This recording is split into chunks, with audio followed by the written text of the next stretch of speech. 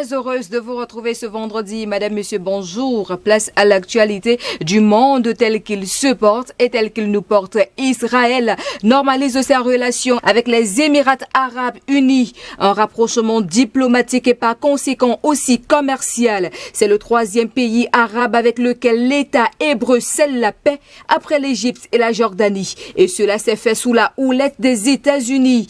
Tout le monde a dit que ce sera impossible. C'est un moment réellement historique, s'est félicité le président américain Donald Trump. De tels progrès vers un accord de paix au Proche-Orient n'avaient pas été réalisés depuis la signature de l'accord de paix entre Israël et la Jordanie il y a 25 ans.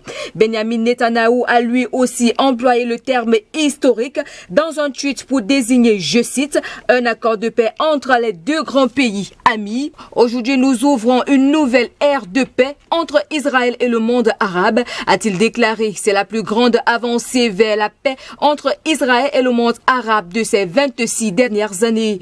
Dans un tweet, le prince héritier d'Abu Dhabi affirmait même qu'Israël avait accepté de stopper toute annexion supplémentaire de territoire palestinien. Mais le premier ministre israélien par la suite touché les espoirs des Palestiniens. Ce ne sera qu'un report, a fait savoir Benjamin Netanyahou avant d'ajouter qu'il réaliserait l'annexion. La réaction du Hamas a été cinglante. Le mouvement au pouvoir à Gaza a accusé les Émirats arabes unis de trahison et a rejeté l'accord. La normalisation des relations entre l'État hébreu et les Émirats arabes unis faisait partie du plan Trump pour le Proche-Orient, tout comme l'annexion par Israël de la vallée du Jourdain et de son plan entier de la Cisjordanie.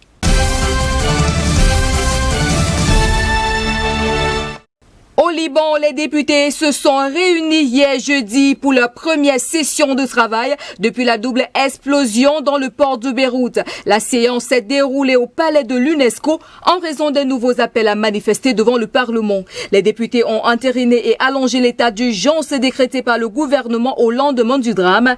L'état d'urgence dans la capitale Beyrouth a été prolongé d'un mois car la situation sanitaire sur le terrain l'exige, a déclaré le ministre libanais de la Santé Ahmed Hassan. L'état d'urgence confère plus de pouvoir à l'armée pour l'ONG libanaise Legal Agenda, spécialisée dans la question juridique. Une telle mesure pourrait donc porter atteinte à la liberté de manifester et permettrait aux militaires d'empêcher les rassemblements considérés comme une menace à la sécurité. Alors que le drame a relancé un mouvement de contestation populaire contre la classe politique. À 80 km au nord de la capitale, le port de Tripoli se prépare à remplacer temporairement celui de Beyrouth. Malgré ses infrastructures et sa capacité insuffisante, l'aide internationale enfin continue d'être acheminée. Le port hélicoptère français Le Tonnerre est arrivé au Liban ce jeudi, transportant notamment 200 tonnes de blé, des produits laitiers et 134 tonnes de rations alimentaires. Le navire a été accueilli par la ministre française des Armées Florence Parly et devra notamment rencontrer le président Michel Aoun.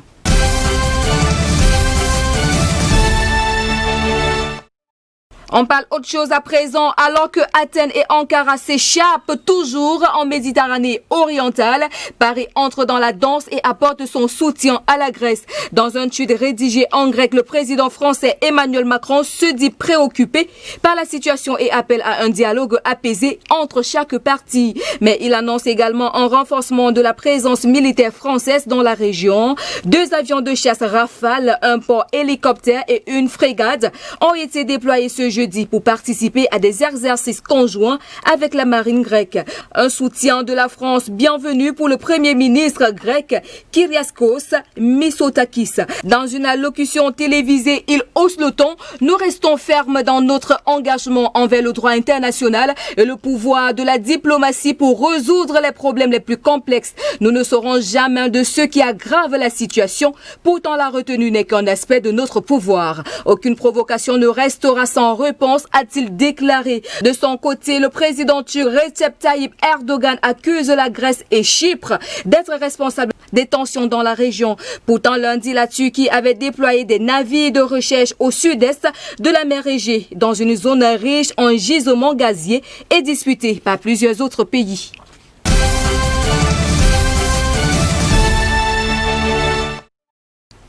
Une résurgence du racisme au Portugal et un nouveau choc pour le pays. 3 semaines après un crime qualifié de racisme, une enquête est ouverte après des menaces visant des militants contre le racisme. Une douzaine de personnes ont reçu un mail d'un groupe néo-nazi qui leur ordonne de quitter le pays sous 48 heures, faute de quoi des mesures seront prises contre elles et leurs familles. Le mail se termine par cette phrase, je cite, « Le mois d'août sera un mois de lutte contre les traîtres de la nation et leurs partisans. » Parmi les cibles, 3 femmes députées, c'est l'association SOS Racisme qui a prévenu la police le 6 août. Elle avait déjà reçu un mail évoquant des menaces de mort d'un groupe qui se présente comme une nouvelle milice d'extrême droite.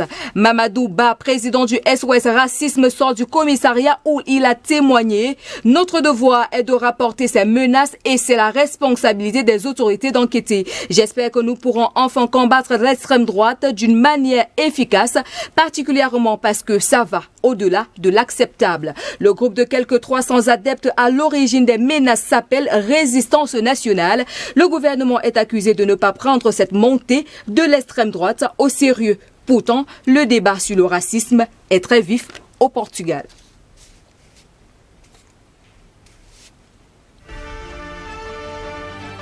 Ainsi va la vie, ainsi va le monde de ce jour. Madame, Monsieur, merci de votre aimable attention sur les antennes de DBS Télévision. Nos programmes se poursuivent.